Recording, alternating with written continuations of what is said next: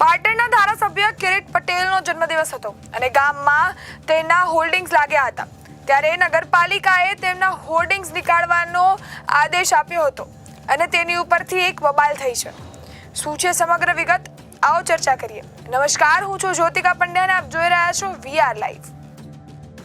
પાટણ શહેરમાં કોંગ્રેસના ધારાસભ્ય કિરીટ પટેલનો જન્મદિવસની ઉજવણી થઈ રહી હતી. ત્યારે તેની જ નિમિત્તે હોર્ડિંગ્સ લગાડવામાં આવ્યા હતા અને તેનાથી વિવાદ સર્જાયો હતો. ત્યારે લોકો રોડ પર આવ્યા હતા અને આંદોલન ઊભું કર્યું હતું.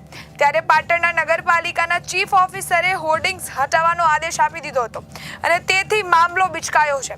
ત્યારે શહેરના વિવિધ વિસ્તારોમાં ધારાસભ્યના સમર્થકો અને કોંગ્રેસના કાર્યકર્તાઓએ આ શુભેચ્છા હોલ્ડર્સ અને પોસ્ટર લગાવ્યા હતા. ત્યારે નગરપાલિકાની ટીમ પોલીસ બંદોબસ્ત સાથે આ હોર્ડિંગ્સને દૂર કરવા પહોંચી હતી અને કોંગ્રેસના કાર્યકર્તાઓએ આ કાર્યવાહીનો વિરોધ કર્યો હતો.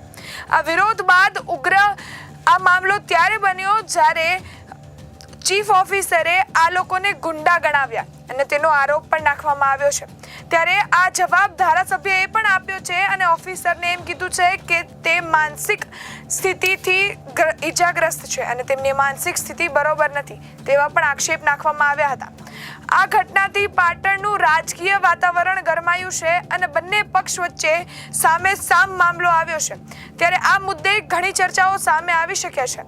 ત્યારે હવે ધારાસભ્ય શું કરશે અને મામલો કેવી રીતે આગળ વધશે તેની ઉપર પણ ચર્ચા થઈ શકે છે. આ વિષય ઉપર તમારો અભિપ્રાય શું છે તેમને કોમેન્ટ કરી જરૂરથી જણાવજો. તેમજ અમારી ચેનલ VR લાઈવને લાઈક, શેર, સબસ્ક્રાઇબ કરવાનું ભૂલશો નહીં. ધન્યવાદ.